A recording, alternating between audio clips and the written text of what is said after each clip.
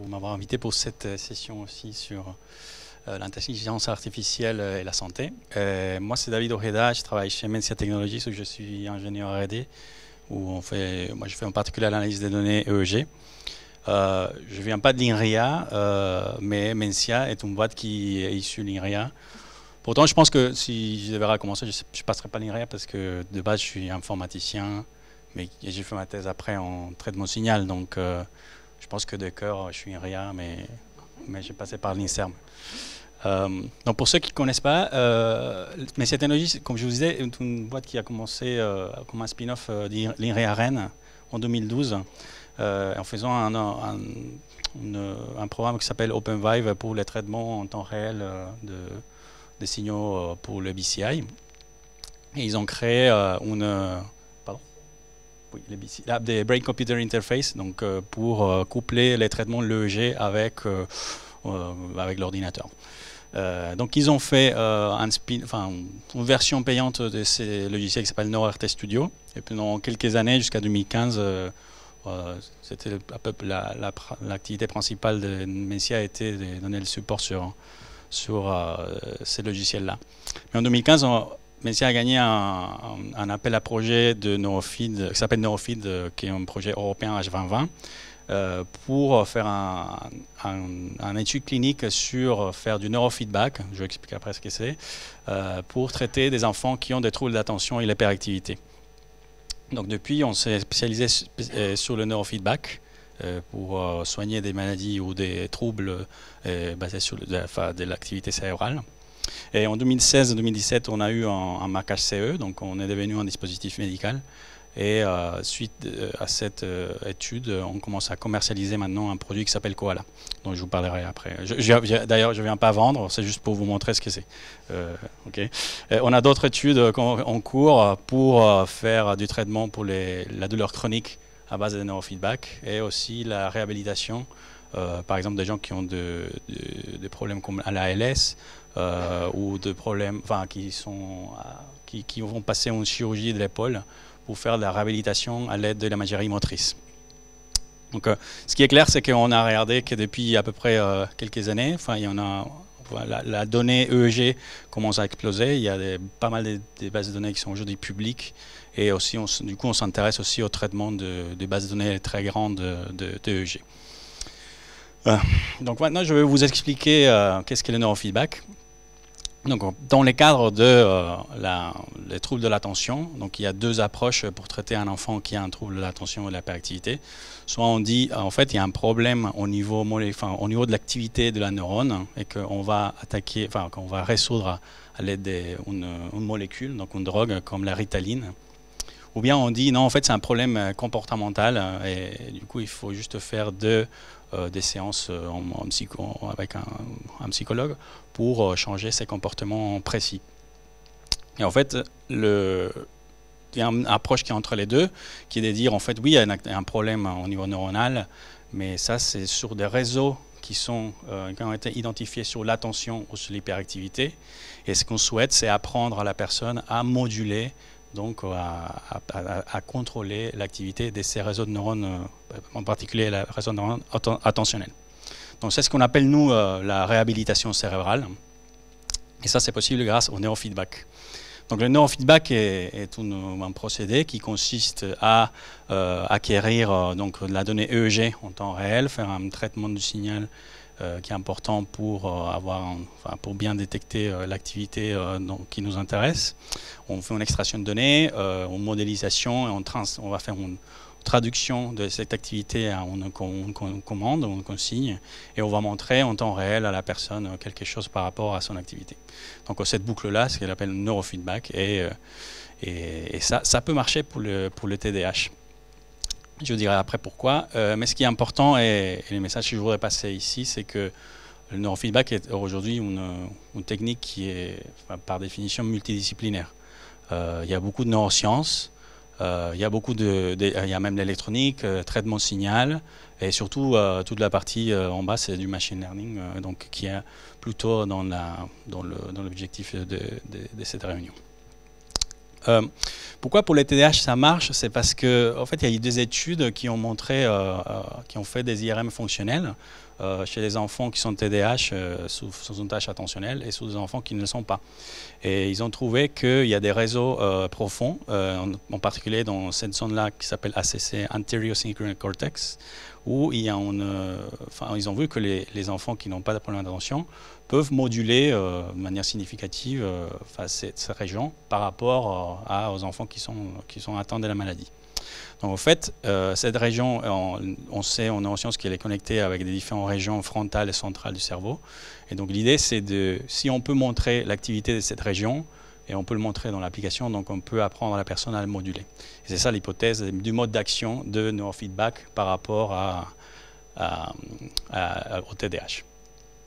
Donc, comme disaient tout à l'heure les autres intervenants, en fait, l'EEG n'est pas nouveau. Ça existe depuis les années 20 avec Hans Berger. Mais pourquoi aujourd'hui on peut faire du neurofeedback? Et comme je vous disais tout à l'heure, c'est parce qu'on a une vraie multidisciplinarité et en particulier, on s'appuie énormément sur des techniques de machine learning, des traitements de données, data mining, big data, etc. pour pouvoir faire un traitement qui est robuste, donc robuste aux artefacts, qui peut vraiment détecter la vraie activité et pas une autre, et qui est vraiment spécifique à la personne. Donc, parce on sait que dans l'EEG, il y a vraiment une activité qui est de la population, mais chaque personne a son propre, on va dire, signature de son comportement. Donc les traitements doivent être personnalisés. Donc c'est grâce à ça qu'aujourd'hui, on peut faire une application comme celle de Neurofeed. Donc j'ai mis une parenthèse ici pour parler l'EEG, parce que je ne sais pas si on connaît tous. D'ailleurs, vous remarquerez, j'ai un accent, je suis vénézuélien, donc j'ai un accent, je n'arrive pas à m'en débarrasser, donc je viens de l'apercevoir moi-même.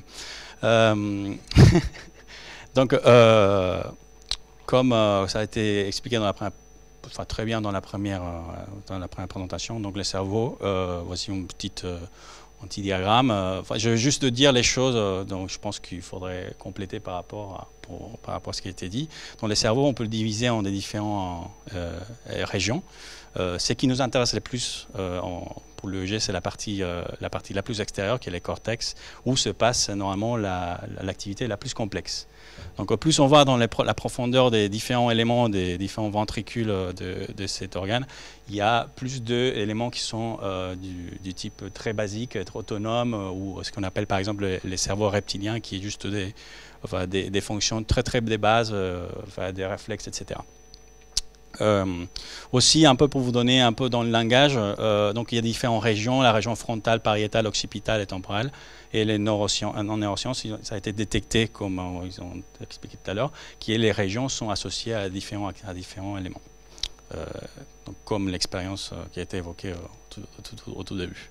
Donc nous, on s'intéresse en particulier dans le cortex à cette partie-là, parce que c'est là où il y a non seulement la partie qui est la plus complexe, mais c'est là qu'on trouve beaucoup de neurones qui sont alignés. Okay? Donc quand une neurone s'active, elle fait un petit dipôle, elle fait un champ électrique.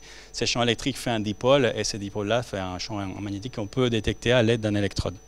Donc quand il y a énormément de neurones qui sont bien alignés, qui s'activent ou qui ne se désactivent pas en même temps, donc on peut mesurer ça facilement avec l'EEG.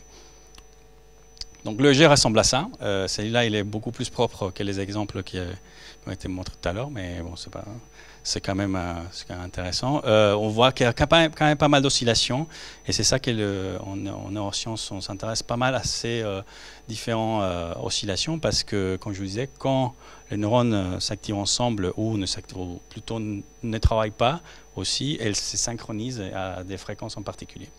Donc c'est pour ça que donc en neurosciences, on s'intéresse beaucoup à diviser ces signaux-là dans son spectre. Donc on peut voir comment ça varie dans différents éléments, et il y a des bandes, donc ça a été évoqué dans les autres présentations, mais je profite ici pour vous définir. En fait, il y a des bandes qui sont précises par exemple, la bande à 10 Hz, entre 8 ou 12 Hz. C'est là où on trouve une oscillation la plus forte. C'est la première qui a été trouvée par Hans Berger, et c'est la fréquence de repos de ces neurones. Après, il y a d'autres comme les bêta, et en fait, c'est juste une sorte de repère pour qu'on puisse tous parler, qu'on puisse tous se comprendre quand on dit on fait du bêta frontal, par exemple. Donc en fait, les neurosciences aussi se sont rendus compte que des différentes oscillations sont associées à différentes activités, mais ça c'est déjà en caricature parce que c'est pas tout le temps vrai, mais c'est quand même une notion dont tout le monde est d'accord, même si il faut quand même le prendre avec un peu de sel. Okay. Un exemple classique, et c'est l'exemple le plus simple, c'est que quand on ferme les yeux, toutes les neurones de la partie occipitale ne travaillent plus, donc elles se synchronisent, et donc du coup on voit une augmentation de ces pics-là à 10 Hz. Donc, un peu pour faire alors maintenant pour faire la connexion avec machine learning, tout ce qu'on veut, le cas d'usage le plus commun pour nous, c'est de devoir quantifier ces oscillations. Okay. Donc c'est quantifier, par exemple, c'est de voir quel est l'air de ces éléments-là, quelle est la puissance de ces spectres-là. Dans les cas particuliers du TDAH, on s'intéresse à la bande de θ et β, au rapport qu'il y a entre ces deux-là. Et il y a une autre bande ici en alpha qui s'appelle le rythme sensorimotrice, qui est aussi associé au TDAH dans la partie frontale. Donc en fait, en général, et là je fais un diagramme qui ressemble beaucoup à tous les autres diagrammes qui ont été montrés aujourd'hui, qui montre ce qui est à mon avis un peu qu'est-ce qu'on essaye de faire à chaque fois qu'on traite l'EEG. C'est, enfin, on a comme montrer un signal ou plusieurs signaux, donc un signal par canal. On cherche une manière de faire un mixage de ces signaux-là pour trouver des sources qui vont essayer de rehausser quelque chose qui nous intéresse. On fait souvent une transformation non linéaire ici, mais ça, c'est pas très important. Ce qui est important, c'est que ça rehausse énormément les choses. Et là, on est déjà du coup dans un espace différent, l'espace des features. Et ensuite, ici, on peut utiliser n'importe quel algorithme de machine learning pour essayer de faire une tâche particulière. On peut faire détecter si ce signal est propre ou artefacté. Moi, j'ai travaillé quand je suis arrivé chez Messia pour détecter si une personne a une probabilité d'avoir des Alzheimer ou non, ou directement un neuromarqueur. Donc ça peut être aussi une variable continue. Alors tout ça, on peut bien sûr le remplacer pour un réseau convolutionnel deep, comme ceux qui étaient présentés. Nous, ce qu'on fait chez Messia, c'est d'essayer de travailler plutôt en amont, ici, en utilisant notre savoir-faire en traitement de signal, pour essayer de donner des features très informatives pour que la partie machine learning soit le plus simple possible. On se compare souvent à deep learning après, mais en fait notre approche classique est plutôt de résoudre ces problèmes-là qui est difficile pour après laisser la partie machine learning, on trouve quelque chose de plus simple. Et pourquoi? Parce que en fait, souvent, ce qu'on résout ici, c'est des choses qu'on peut facilement interpréter ou que dans la communauté des neurosciences ou des traitements de signal EEG, ce sont des choses qui sont très interprétables. Ça ne veut pas dire qu'en deep learning, ça ne s'interprète pas, mais l'interprétation est différente. Okay. Donc alors, maintenant, je vais parler de cette étude neurofeed, un peu pour vous donner quels sont les cas d'usage sur lesquels on fait du machine learning. Et ensuite, je vais présenter quelques éléments de machine learning là-dessus. Donc, neurofeed, du coup, c'est une étude multicentrique européenne autour de troubles de l'attention. Donc, c'est une étude où il y a deux branches. Une branche où les enfants vont avoir un traitement avec une molécule comme la Ritaline. Et dans une autre branche, c'est des enfants qui partent à la maison et font des sessions de neurofeedback.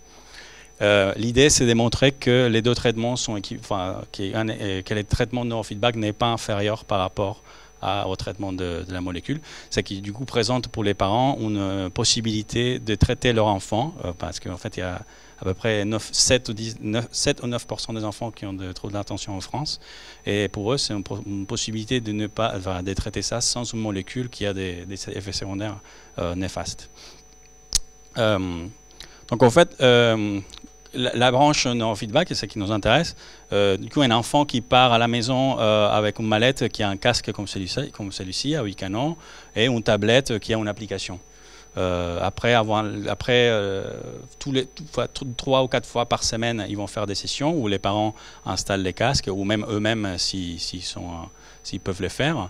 Ils vont mettre du gel et du coup, dans l'application, il y a quelque chose qui les aide à bien installer les systèmes. Et ensuite, ils vont jouer à un jeu sérieux. Donc ici, Enfin, ici, il y a les bateaux que tu n'as pas voulu mettre, Alexandre, mais bon, ça, c'est les bateaux pour nous.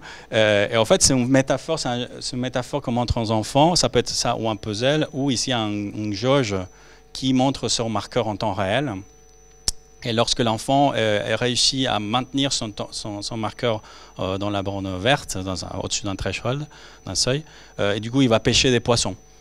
Et ça va donner des points. Et s'il réussit à le faire, à le maintenir plus d'un temps, et du coup, il aura un petit trésor. Et voilà, c'est aussi simple que ça. Ils font ça pendant 40 minutes, et ils font ça 40 fois en total. Okay. Donc en fait, quels sont les enjeux? Pourquoi machine learning là-dessus? Donc il y a deux éléments.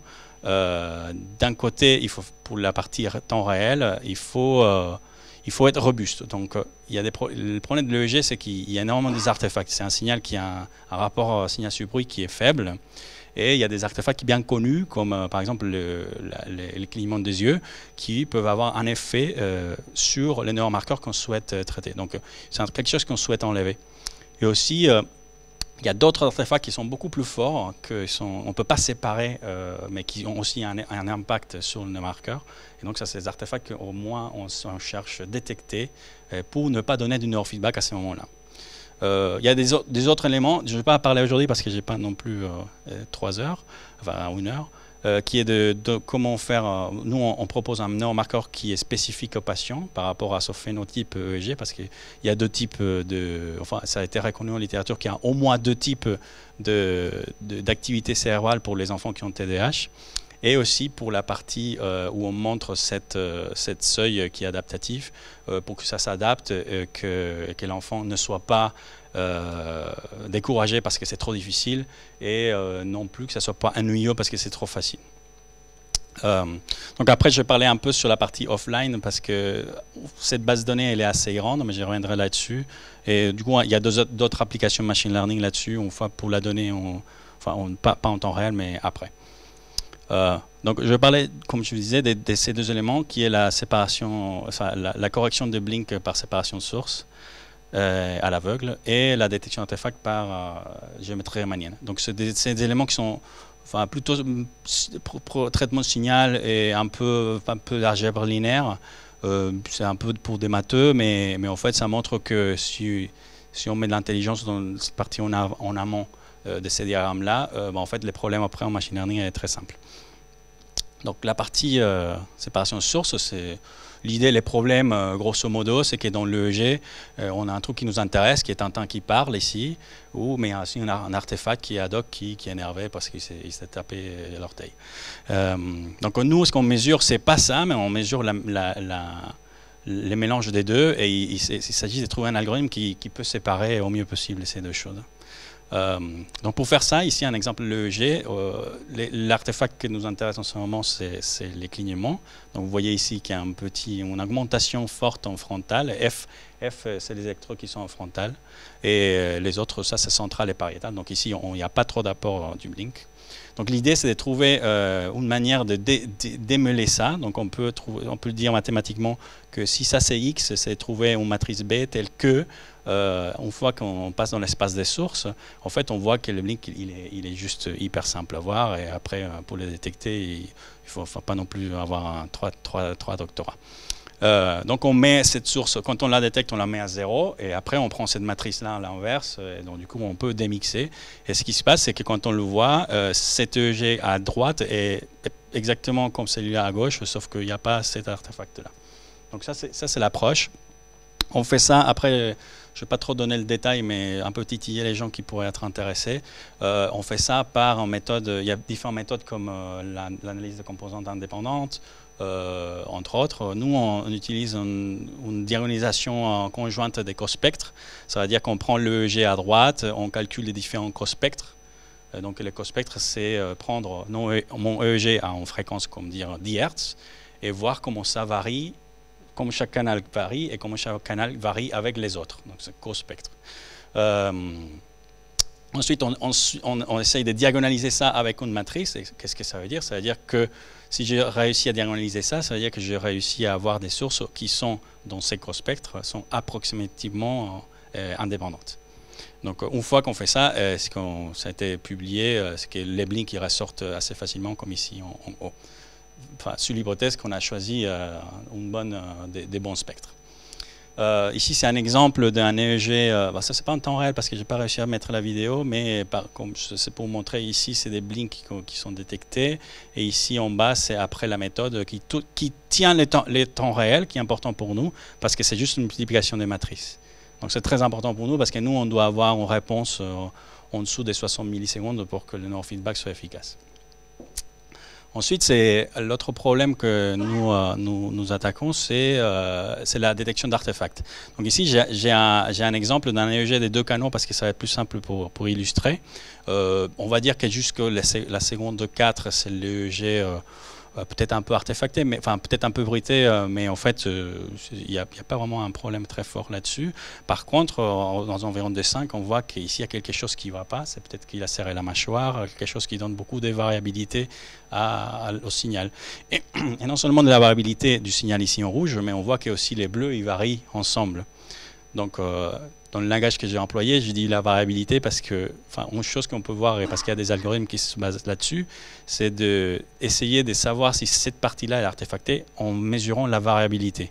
Donc la variabilité d'une seule variable, c'est sa variance, mais des 2 variables, c'est sa matrice de covariance. Et c'est qui aussi la matrice est déjà centrée, et cette formule ici. Alors ici, c'est un exemple des différentes matrices de covariance à plusieurs canaux. Et donc l'idée qu'on pourrait utiliser pour détecter si c'est propre ou non, c'est de dire, bon, en fait, on va utiliser cette matrice de covariance comme des features, donc comme le vecteur d'entrée d'un algorithme de machine learning. Okay?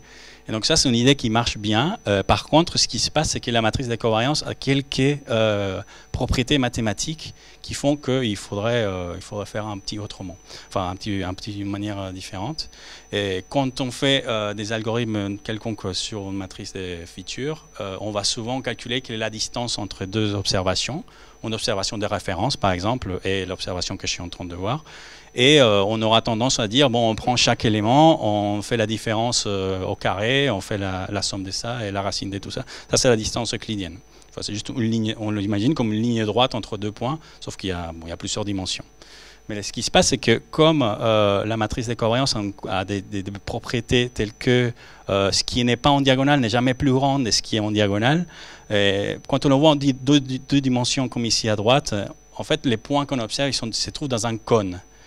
Et en fait, la distance entre un point de ces cônes-là, c'est à l'intérieur du cône, hein, et un autre point n'est pas en ligne droite, mais plutôt en ligne courbe, c'est un géodésique. Pour donner une caricature, parce qu'il ne pas parler des cônes ni quoi que ce soit, c'est que si vous mesurez la distance entre New York et Paris, et vous le faites avec une ligne droite, vous faites une ligne qui traverse la mer, et donc du coup, vous n'allez pas marcher cette ligne pour aller à New York, vous allez plutôt faire la géodésique, qui est d'utiliser la courbure de la planète. Donc c'est les mêmes principes, sauf que c'est un principe qui s'applique dans les matrices de covariance et qui a une propriété intéressante qui est l'invariance à transformation. Ça veut dire qu'on peut toujours, même si l'enfant il installe mal les casques parce qu'il a installé un peu à droite ou un peu à gauche, ce qui représente transformation, on peut toujours trouver si c'est une observation qui a des artefacts ou non. Donc ici, alors comment ça marche, c'est qu'on fait plusieurs observations. Ici, les points rouges, c'est plusieurs observations des matrices de covariance. Ici, c'est pareil, c'est un exemple en 2 dimensions. Et en noir, on cherche à trouver quelle est la moyenne. Et donc pour la moyenne, il faut des distances qui sont riemanniennes. Et après, autour de ces points-là, on va définir une région d'intérêt où on dit que c'est propre. Et tout ce qui est trop loin, donc qui est représenté par ces maillages-là, par exemple ces points-là en dehors, ça c'est un artefact, parce qu'en fait c'est trop loin de la moyenne. C'est les mêmes principes qu'on fait pour classifier par z-score, que de dire en fait c'est trop loin de la moyenne, du coup ça doit être artefacté. Sauf que, comme je vous ai dit, la distance n'est pas euclidienne, elle est riemannienne, donc ça fait des courbes, et ça fait, au lieu de faire un cercle ou une sphère, ça fait une patate. Enfin, l'auteur c'est un Français d'ailleurs, et il a nommé ça la patate riemannienne. Et donc du coup, nous on classifie nos artefacts avec des patates riemanniennes. Ici, je donne un exemple. Donc, dans le même signal que je vous ai montré tout à l'heure, ça c'est sa matrice de covariance. Du coup, c'est la variance dans les diagonales et la covariance dans les non-diagonales. C'est symétrique. Et donc, si on fait une approche où on voit une seule époque ici, ça serait sa matrice de covariance. Et plus on avance, donc ici, tout va normal, tout est bien, tout est dans cette patate un peu qu'on a aplatie. Et quand on s'approche de cette partie qui est artefactée, on voit qu'effectivement, enfin cette matrice de cohérence est très loin et du coup est hors de la patate et donc du coup c'est artefacté. Et c'est comme ça qu'on utilise, c'est comme ça qu'on détecte des artefacts. Alors en quoi ça traduit dans notre application, c'est que comme enfin ça a été étudié dans la littérature, on ne devrait pas donner du feedback lorsque l'enfant il ne fait pas de l'EEG mais fait autre chose. Et on a des cas où des enfants qui sont très, enfin c'est pas parce qu'ils sont TDAH, ils sont pas malins, ils sont très très malins pour trouver une manière de tricher et de faire quelque chose pour augmenter son marqueur sans que ça soit l'EEG. Donc sans ces genres, parce que ça on l'a vu, et sans ces genres des garde-fous, on ne peut pas faire du bon neurofeedback. Donc dans notre application, ce qui se passe, c'est que tu peux être en train de pêcher, et si au moment où tu commences à faire des grimaces ou de serrer les mâchoires, où ça a changé la variabilité de ton EEG, donc du coup ça va devenir une nuit ou une pluie, et donc du coup il n'y a pas de reward. Donc il ne pêchera pas, il n'y aura pas de points, et donc, du coup il va être contraint à se calmer et à ne pas tricher pour pouvoir faire son traitement correctement. Donc pour finir dans la partie offline, alors donc comme cette étude il a fini en mars, là on attend les analyses, c'est pas nous qui faisons les analyses des scores cliniques, mais nous on peut de toute façon faire des analyses de la donnée qu'on a acquis. Donc il y a 180 patients qui ont fait 40 sessions et chaque session c'est 40 minutes. C'est de poser des questions comme est-ce qu'il y a une progression qui est significative. Donc ça c'est plutôt le domaine de la statistique, mais c'est aussi le donner du data mining, de traiter toute cette donnée qui est assez grande et de dire, ah, oui, ces patients-là, on voit que les SMR, qui est les marqueurs qui est en train d'entraîner, lui, il est en train de l'entraîner pour l'augmenter. Et oui, il y a une augmentation qui, en fait, il y a beaucoup de variabilité, mais on voit qu'il y a quand même une tendance et que cette tendance, elle est significative. Et aux données de fin de l'année dernière, on trouvait que, en fait, 70% des patients qui avaient fini leur traitement montraient au moins un marqueur qui évoluait. Donc, ce qui montrait qu'avec leur application, il est probable que, en fait, ils apprennent à moduler une partie de leur activité cérébrale. D'autres questions qui ont été issues de cette étude-là, c'est une fois que la donnée elle arrive, c'est de la traiter et dire en fait, est-ce que cette session EEG est anormale? Ou est-ce que quelque chose dont on n'a pas prévu, mais qui se passe et qui mérite une étude précise de ces signaux-là, et probablement dire au médecin, attention, telle famille est en train de faire quelque chose qui ne va pas. Et donc pour ça, du coup, pareil, en amont, on essaye de trouver des marqueurs qu'on sait sont associés à différents artefacts qu'on aura pu louper avec la patate, et on essaye du coup de voir quelles sont les distributions statistiques de ça, et dire, bon, à partir de ces recordings-là, en fait, il y a très peu de chances que cette session soit correcte. Donc en fait, on envoie une notification au médecin en disant, la famille telle, attention à tel marqueur, attention à problème électromagnétique, attention à mauvaise calibration, etc. Et donc du coup, ça nous donne un dashboard où on peut voir, oui, en fait, le filtre Blink, il était bien calibré, à tel endroit, enfin, on n'avait pas les adresses, mais on savait dans quel centre clinique ils appartenaient, parce qu'on ne sait pas qui c'est vraiment. On dit à tel centre clinique, il faut envoyer des alertes. Donc pour faire ça, comme c'est beaucoup de données, on n'a pas trouvé vraiment une infrastructure qui nous permettait de partager ces codes-là, parce que c'est quand même 2 Tera de données. Donc on a dû créer un framework pour faire les traitements dans le cloud, qu'on appelle CloudTS, et qui permet du coup de faire la gestion de ces genres des bases de données EEG, qui sont des milliers de fichiers où la taille est très très grande, et les traitements de ces données-là c'est pas possible de le faire avec un simple ordinateur. Et donc du coup ça le fait dans le cloud. Pour ça d'ailleurs, c'est un peu une sorte de pub que j'ai fait, on est en train de maintenant qu'on a fait cette infrastructure, on cherche peut-être des partenaires pour... nous, on ne veut pas vendre ça, ce n'est pas notre cœur de métier, c'est plutôt pour l'ouvrir et trouver... Mais en fait, pour l'ouvrir, il faut que quelqu'un d'autre soit intéressé, donc on cherche des partenaires là-dessus. Donc, c'est une bonne transition parce que je n'ai pas trouvé une, mais pour conclure, en fait, ce que je voulais vous partager aujourd'hui, c'est que nous, chez Mensia, on fait du neurofeedback, et que le neurofeedback pour nous est par définition une discipline qui est multidisciplinaire.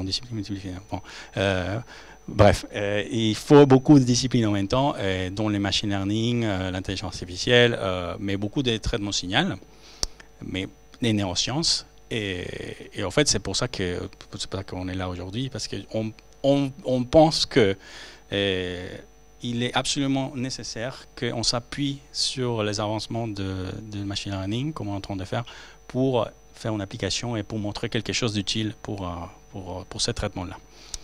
Donc je vous ai montré deux exemples qui étaient de la détection d'artefacts et la correction d'artefacts, mais bon, on a d'autres, mais j'ai pas vraiment le temps d'y parler, mais si vous voulez en discuter, vous pouvez me poser la question.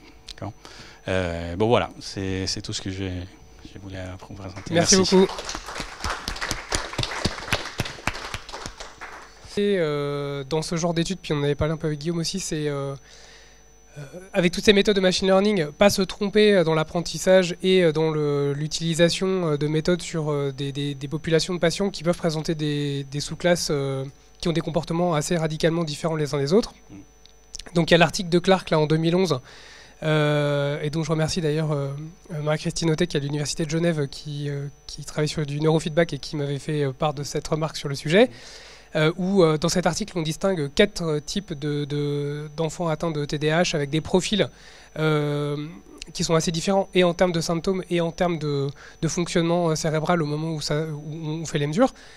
Comment est-ce que vous stratifiez et comment est-ce qu'on peut aller au-delà éventuellement après? Oui, en fait, vous avez tout complètement raison. Ce que je disais, je fais une petite allusion au début, l'activité cérébrale mesurée par l'EEG des enfants TDAH semble avoir des différents phénotypes. Donc il y a des enfants qui ont un ratio θ-β. Donc attends, je vais revenir sur mon diagramme pour que vous voyez les spectres. Voilà. En fait, il y a des enfants qui ont un ratio, enfin un rapport de la partie θ et β qui est très très élevé par rapport à la moyenne. Et il y a un autre qui c'est plutôt bas. Okay, donc après, il y a d'autres divisions, on peut encore en diviser. Et nous, on s'est intéressé à cette division-là qui semble être, dans un random forest, ça serait la première, ça divise déjà pas mal. Parce qu'en fait, on n'a pas non plus les ressources pour faire 10 branches dans cette étude. Dans cette étude, il y a 2 branches, la branche MPH, donc méthylphénidate, et la branche neurofeedback, qui a une sous-branche, θ-β ratio ou SMR. Donc, dans la toute première session de neurofeedback de l'enfant, il y a un recording de calibration où pendant plusieurs minutes, il va être sous 100 tâches et on va avoir un profil de quel est son spectre. On va calibrer la définition de marqueurs pour que ça soit calé par rapport à l'onde alpha, parce que l'onde alpha, surtout chez les enfants, elle change. Il y a des enfants qui, avec la maturation du cerveau, elle va être à 8, parce qu'elle n'est pas encore très mûre, mais avec des autres enfants, et ça va être plutôt vers 10. Donc, du coup, la définition de marqueur est prise en compte pour ça.